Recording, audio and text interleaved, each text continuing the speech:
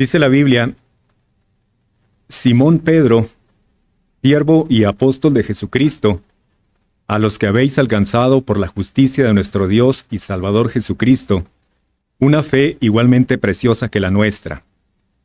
Gracia y paz os sean multiplicados en el conocimiento de Dios y de nuestro Señor Jesús. Como todas las cosas que pertenecen a la vida y a la piedad, nos han sido dadas por su divino poder, mediante el conocimiento de aquel que nos llamó por su gloria y excelencia, por medio de las cuales nos ha dado preciosas y grandísimas promesas, para que por ellas llegaseis a ser participantes de la naturaleza divina, habiendo huido de la corrupción que hay en el mundo a causa de la concupiscencia. Vosotros también, poniendo toda diligencia por esto mismo, añadid a vuestra fe virtud, a la virtud conocimiento, al conocimiento dominio propio, al dominio propio paciencia, a la paciencia piedad, a la piedad afecto fraternal, y al afecto fraternal amor. Porque si estas cosas están en vosotros y abundan, no os dejarán estar ociosos ni sin fruto en cuanto al conocimiento de nuestro Señor Jesucristo. Pero el que no tiene estas cosas tiene la vista muy corta, es ciego, habiendo olvidado la purificación de sus antiguos pecados. Por lo cual, hermanos, tanto más procurad hacer firme vuestra vocación y elección, porque haciendo estas cosas no caeréis jamás. Porque de esta manera os será otorgada amplia y generosa entrada en el reino eterno de nuestro Señor y Salvador Jesucristo. Por esto, yo no dejaré de recordaros siempre estas cosas, aunque vosotros las sepáis y estéis confirmados en la verdad presente. Pues tengo por justo, en tanto que estoy en este cuerpo, el despertaros con amonestación, sabiendo que en breve debo abandonar el cuerpo, como nuestro Señor Jesucristo me ha declarado. También yo procuraré con diligencia que después de mi partida vosotros podáis en todo momento tener memoria de estas cosas. Porque no os hemos dado a conocer el poder y la venida de nuestro Señor Jesucristo, siguiendo fábulas artificiosas, sino como habiendo visto con nuestros propios ojos su majestad. Pues cuando Él recibió de Dios Padre honra y gloria, le fue enviada desde la magnífica gloria una voz que decía: Este es mi Hijo amado, en el cual tengo complacencia. Y nosotros oímos esta voz enviada del cielo, cuando estábamos con Él en el Monte Santo. Tenemos también la palabra profética más segura, a la cual hacéis bien en estar atentos, como a una antorcha que alumbra en lugar oscuro, hasta que el día esclarezca y el lucero de la mañana salga en vuestros corazones. Entendiendo primero esto, que ninguna profecía de la Escritura es de interpretación privada, porque nunca la profecía fue traída por voluntad humana, sino que los santos hombres de Dios hablaron siendo inspirados por el Espíritu Santo.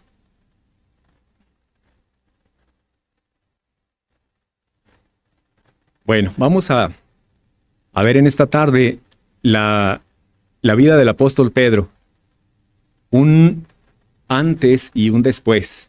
Cómo fue antes y cómo después. Y vamos primeramente cómo fue él antes. Y vamos a ver algunas cosas, algunos hechos que muestra la Biblia de cómo fue la vida de este apóstol. Primero, cuando camina sobre el mar y se hunde. Y nosotros pensamos, y yo he escuchado a muchas personas que dicen: es que le faltó fe, hombre de poca fe. El Señor le dijo, sí, pero nosotros pensamos eso. Y qué fácil decirlo, ¿verdad? Qué fácil decir: es que le faltó fe. Sí, pero yo me hubiera metido al mar, yo hubiera hecho lo que él hizo, ¿verdad? Cuando se pone uno, como se dice, en sus zapatos, es cuando ve uno lo difícil que es. Empezó a caminar y de repente se hundió, porque se sintió inseguro, ¿verdad? Y entonces decimos: le faltó fe. Pero ¿cuántos de nosotros lo hubiéramos hecho, verdad? También cuando negó al Señor 3 veces, y piensa uno, pues que fue cobarde porque le negó 3 veces.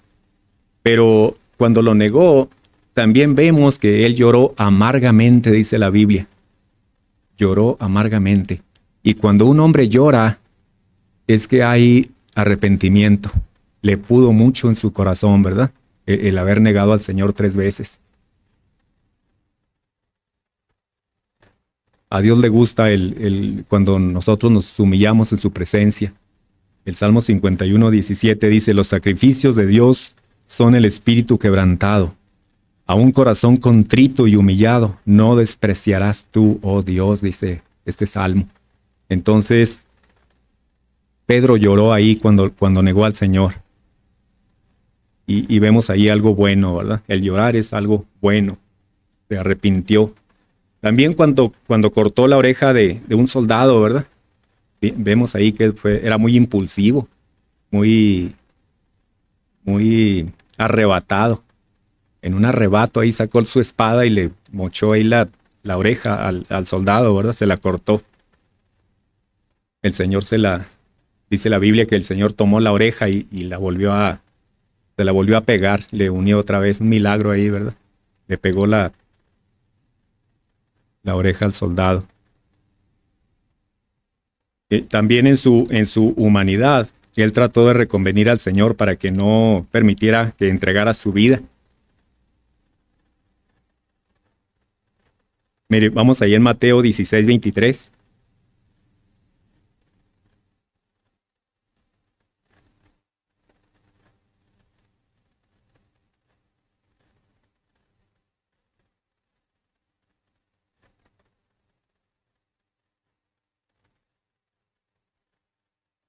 Bueno, desde el 22.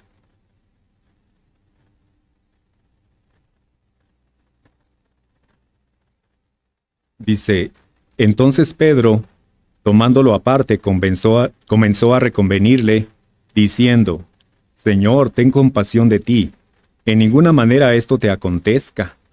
Pero él, volviéndose, dijo a Pedro, quítate de delante de mí, Satanás, me eres tropiezo, porque no pones la mira en las cosas de Dios, sino en las de los hombres. Entonces, ahí el Señor lo reprendió, el mismo Señor Jesucristo lo reprendió, ¿verdad? Cuando trató de reconvenirle. Él, pues, habló humanamente, ¿verdad? Ten compasión de ti, no permitas que te crucifiquen, ¿verdad? Entonces no entendía muy bien todavía cuál era el plan del Señor Jesucristo. Debía ser de entregar su vida, ser crucificado. Entonces, pues muchas cosas, muchos aspectos que el apóstol tuvo, muchos arrebatos y todo, pero también hay cosas buenas, cosas positivas de él. Por ejemplo, que lo dejó todo. Cuando el Señor lo llamó, dejó todo y le siguió, ¿verdad? Lo dejó. Qué admirable esa decisión. Cuando el Señor lo llamó y dejó todo. Y gracias a Dios por los que han dejado, por los que se han apartado para ir, por ejemplo, al campo misionero. Una decisión difícil, ¿verdad? Por los pastores que están trabajando en la obra. Y estas decisiones son difíciles. Y este hombre, cuando el Señor lo llamó, dejó todo, dice la Biblia. Y esto es admirable, ¿verdad? Porque así lo hizo. Entonces, el Pedro de antes, muchas cosas negativas. Pero vamos ahí en Hechos 1:8.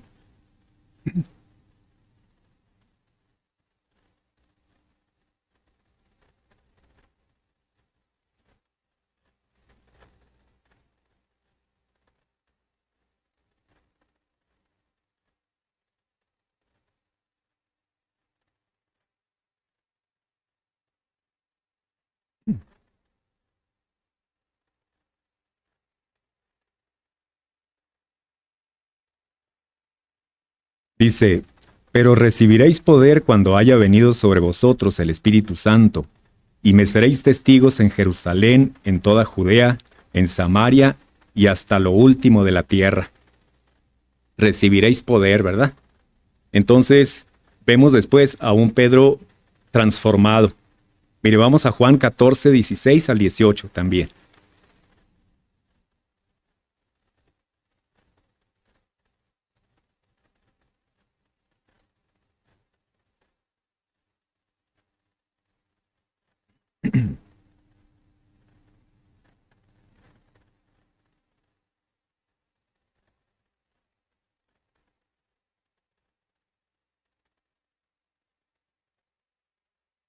Dice, y yo rogaré al Padre, y os dará otro consolador, para que esté con vosotros para siempre.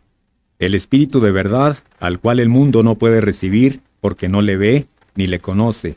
Pero vosotros le conocéis, porque mora con vosotros y estará en vosotros. No os dejaré huérfanos, vendré a vosotros. Entonces, vemos aquí que cuando se cumplió esto, cuando vemos la predicación del apóstol Pedro ahí en Hechos, y cómo el sermón que él dio ahí, vemos que diferente hombre cuando predicó este sermón, porque había venido el Espíritu Santo a su vida, y entonces Pedro pronunció este sermón, y lo vemos totalmente diferente. Entonces, cómo cuando una persona se convierte a Cristo y cuando viene el Espíritu Santo, dice la Biblia que un hombre cuando recibe a Cristo es sellado con el Espíritu Santo. Y Dios, cómo le da sabiduría para hablar, ¿verdad? Es una persona diferente. Vemos a un Pedro diferente después de todo esto. Dice la Biblia que como a 3,000 personas se bautizaron después de este sermón, y dice que fueron añadidas a la iglesia. 3,000 personas, imagínense el impacto que tuvo esta predicación del apóstol Pedro ahí. Miren, ahí regresamos nuevamente a segunda de Pedro, lo que leímos primero.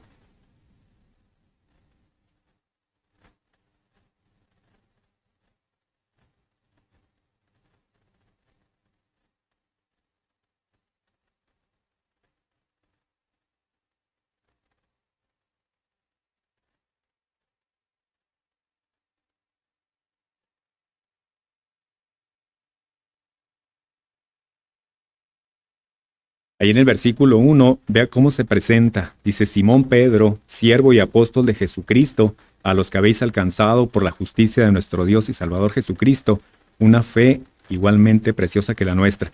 Se presenta como siervo y apóstol de Jesucristo, un verdadero apóstol. Y en las dos cartas así se presenta. También en la primera carta dice apóstol de Jesucristo, ¿verdad? Entonces, ya hemos visto y sabemos que los apóstoles nada más fueron 12, ¿verdad? Y ahorita muchos hombres se llaman apóstoles. A veces ve uno ahí en la televisión o algo, en las noticias, y gente que se llama apóstol, el apóstol tal, de tal nombre. Eso no es cierto, ¿verdad? Es mentira, porque nomás fueron los que, las características de un apóstol ya las hemos visto, que debieron haber visto al Señor, estar en presencia de Él, ¿verdad? Entonces Pedro era verdadero apóstol de Jesucristo, y así se presenta en sus cartas. Dice ahí en el versículo 2, gracia y paz os sean multiplicadas en el conocimiento de Dios y de nuestro Señor Jesús. Mire lo que dice aquí, y el deseo de este apóstol, gracia y paz, dice, os sean multiplicadas en el conocimiento de Dios y de nuestro Señor Jesús. A veces como que cuando leemos un capítulo o cuando leemos la Biblia, leemos así corrido. Leemos la Biblia, pero a veces no nos detenemos a pensar poco ahí en las palabras, en lo que está diciendo. Y nuestra comprensión lectora a veces es poca porque no lo asimilamos, no lo analizamos, ¿verdad? Miren lo que dice, gracia y paz o sean multiplicadas, dice todo lo que dice, ¿verdad? O sean, me llamó la atención eso que dice. Gracia y paz o sean multiplicadas en el conocimiento de Dios y de nuestro Señor Jesús. Y aquí, ¿qué tanto? Habría que ver qué tanto nosotros nos metemos con Dios para que sea esto así, ¿verdad? Si realmente nos damos tiempo para estudiar la Biblia, para analizarla.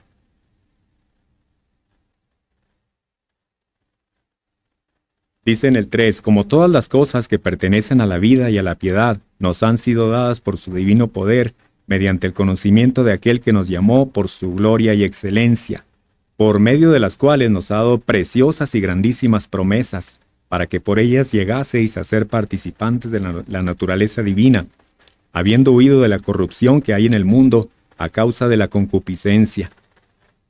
Entonces en Cristo, nosotros en Cristo, tenemos ahora una nueva naturaleza. Toda persona que se convierte a Cristo, que recibe a Cristo en su corazón, tiene ya una nueva naturaleza, la naturaleza espiritual. Su espíritu fue despierto, ¿verdad? Tiene también la naturaleza pecaminosa, ciertamente no se pierde, pero tiene una nueva naturaleza, en la cual Dios nos ayuda y nos va guiando y nos da la fortaleza para ir creciendo espiritualmente, ¿verdad? Dice el versículo 5, vosotros también, poniendo toda diligencia, por esto mismo, añadid a vuestra fe virtud, a la virtud conocimiento, al conocimiento dominio propio, al dominio propio paciencia, a la paciencia piedad, a la piedad afecto fraternal y al afecto fraternal amor. Me llamó la atención aquí cómo pone primeramente la fe. Pone primero la fe, dice, añadid a vuestra fe virtud. La fe la está poniendo como una base, como un fundamento, como un cimiento. La fe va adelante, ¿verdad? Dice ahí en Efesios 2:8, porque por gracia sois salvos por medio de la fe, y esto no de vosotros, pues es don de Dios, no por obras para que nadie se gloríe. Entonces, primeramente la salvación es por fe, y la fe la está poniendo primero, la pone como fundamento. Y luego dice, si ya está esto entonces abajo, como cimiento, y como yo me imaginé como ladrillos, lo demás como si fueran ladrillos que se van añadiendo, se van poniendo, ¿verdad? Para que la pared vaya creciendo, se va levantando. Pero dice que tienes que ir añadiendo estos elementos, estas cosas. Dice, añadid a vuestra fe virtud, a la virtud conocimiento, al conocimiento dominio propio, al dominio propio paciencia, y a la paciencia piedad, a la piedad afecto fraternal, y al afecto fraternal amor. Entonces aquí nos habla de un crecimiento espiritual. Un crecimiento espiritual siempre y cuando nosotros estemos haciendo esto, ¿verdad? Y entonces sobre la fe van estos elementos para que la pared crezca, que es nuestra vida espiritual, ¿verdad? Dice ahí en el 8, porque si estas cosas están en vosotros y abundan, no os dejarán ociosos ni sin fruto en cuanto al conocimiento de nuestro Señor Jesucristo. Entonces, aquí habla de tener conocimiento, pero no nada más tener conocimiento y ya guardarlo, ¿verdad? Ya tenerlo. No nada más tener conocimiento, sino este conocimiento, aplicarlo, trabajarlo, practicarlo, ¿verdad?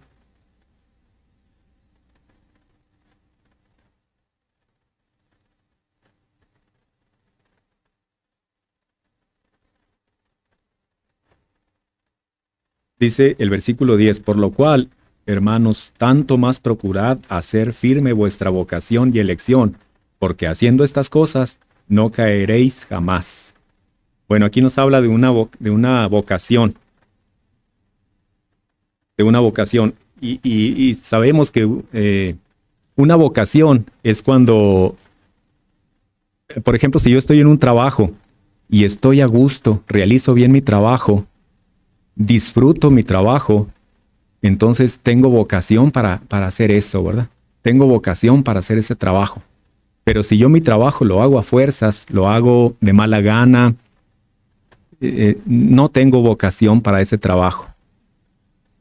Entonces, a veces cuando va uno a estudiar algo, se pregunta, ¿verdad? ¿Tendré vocación para eso?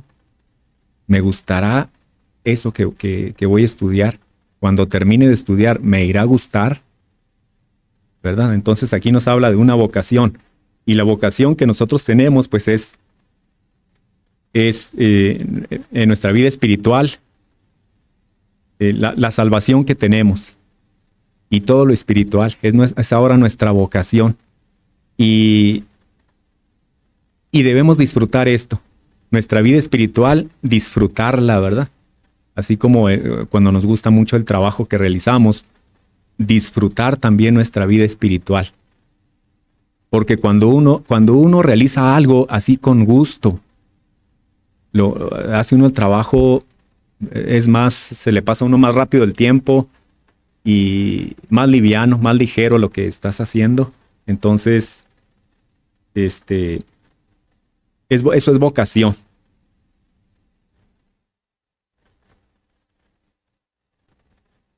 Dice ahí en el versículo 13, pues tengo por justo, en tanto que estoy en este cuerpo, el despertaros con amonestación. Y el 14, sabiendo que en breve debo abandonar el cuerpo, como nuestro Señor Jesucristo me ha declarado. Esto qué bendición. A mucha gente le da miedo la muerte. Hay gente que tiene temor de morir, porque no se enfrentan a una incertidumbre. No saben qué va a pasar después de la muerte, ¿verdad? Y hay otra gente que no le importa qué vaya a pasar. Hay gente que piensa que aquí se queda todo, que muere como los animales y que al morir nada más simplemente deja de existir y ya ahí acabó todo. Y hay gente que no le preocupa la muerte, pero hay otra que sí tiene temor de morir. Y qué bendición nosotros como cristianos, que sabemos ya que somos salvos y sabemos que cuando morimos, ¿a dónde vamos? ¿Cuál es nuestro destino? Qué bendición y cómo descansa uno en eso, ¿verdad? Tiene uno la seguridad plena de que si morimos, pues vamos al cielo. Y sabemos también que nuestro cuerpo solamente es una, como si fuera la ropa. Nuestro cuerpo solamente es una caja, ¿verdad? La persona no es el cuerpo, es lo que está dentro, ¿verdad? Y el cuerpo, cuando va uno a un funeral y ve el ataúd, ve la caja donde está la persona, pues la persona ahí nada más está como, ya simplemente es como si fuera la ropa nada más de la persona, pero la persona ya no está ahí, ¿verdad? Entonces, qué bendición que nosotros como cristianos sabemos cuál es nuestro destino. Y hay gente que no le interesa, no le importa la eternidad. Qué importante debe ser. Y mucha gente no piensa en la eternidad, en lo que va a pasar cuando muera y a dónde va a ir. Algunos piensan que con haciendo obras, una persona cuando muere y le rezan ahí rosarios y cosas, que puede salir de ahí. Y no sabemos que esto no es cierto. La Biblia no dice así, ¿verdad? Una persona, dice la Biblia, está establecido para los hombres que mueren una sola vez y después de esto el juicio. No más.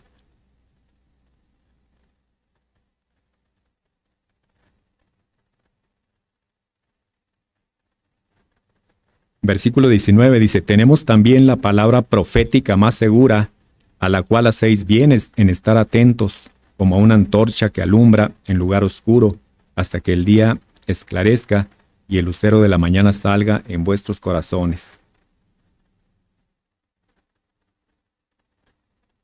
Entonces, pues nosotros no somos fanáticos. Mucha gente dice que nosotros somos fanáticos por ser cristianos. Se la pasan en la iglesia, dice la gente, y le dan mucha importancia a todo lo de la iglesia. ¿Y para qué tanto? Dice, son fanáticos. Pero ellos no entienden, no saben, ¿verdad? Que cuando uno nace de nuevo, tiene otra naturaleza. Y uno disfruta el estar en la iglesia, disfruta las cosas espirituales. Y dice la Biblia también que el hombre natural no puede entender esto, porque para él son locura. No lo puede entender.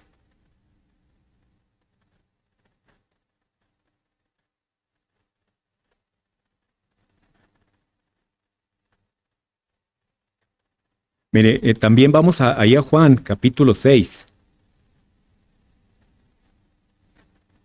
Sin perder aquí para terminar el capítulo.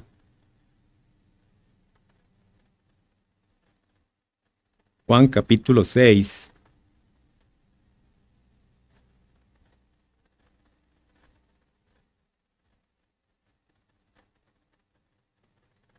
Del 66 al 69.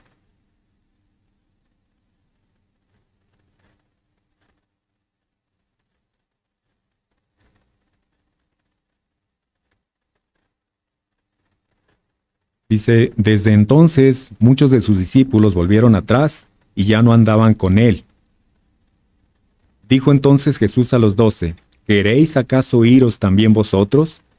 Le respondió Simón Pedro, Señor, ¿a quién iremos?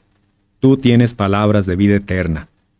Y nosotros hemos creído y conocemos que tú eres el Cristo, el Hijo del Dios viviente. Esto le respondió Pedro, ¿verdad? Me gusta mucho esto. ¿A quién iremos? Solo tú tienes palabras de vida eterna.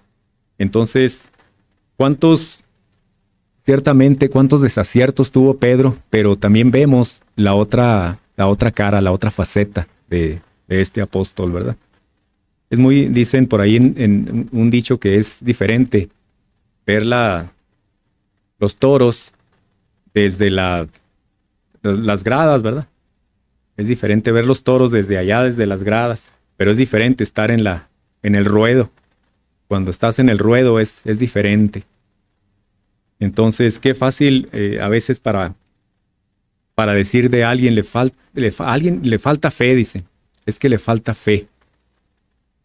Podemos criticar a veces a una persona, pero vemos entonces ciertamente las cosas negativas del apóstol Pedro, pero vemos después su vida transformada y me gustó mucho esta parte, por eso la tomé para este estudio, la vida del apóstol Pedro, porque me gusta mucho cómo fue después que el Señor lo cambió y que fue transformado, ¿verdad?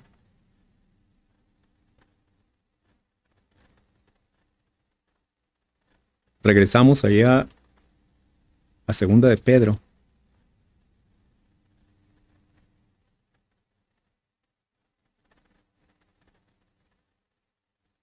Ahí en el 20, mire, dice,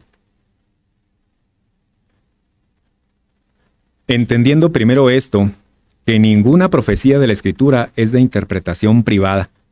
Y este versículo, ¿cómo es problema en muchas iglesias, verdad? Porque se le da una interpretación privada. Lo interpretan, leen la Biblia y lo interpretan de una manera diferente, lo analizan sin el contexto, se analiza de manera aislada y entonces se distorsionan la palabra y dicen, es que aquí quiere decir tal cosa, aquí está, sí, pero ¿cuál fue el contexto, verdad? ¿Qué hay atrás y qué hay adelante? Se tiene que analizar con un todo y dice entonces aquí que ninguna profecía de la Escritura es de interpretación privada. Por eso hay tanta religión y tantas denominaciones y cosas, porque lo interpretan de manera privada. Y luego hasta Biblias diferentes, Biblias cambiadas, ¿verdad?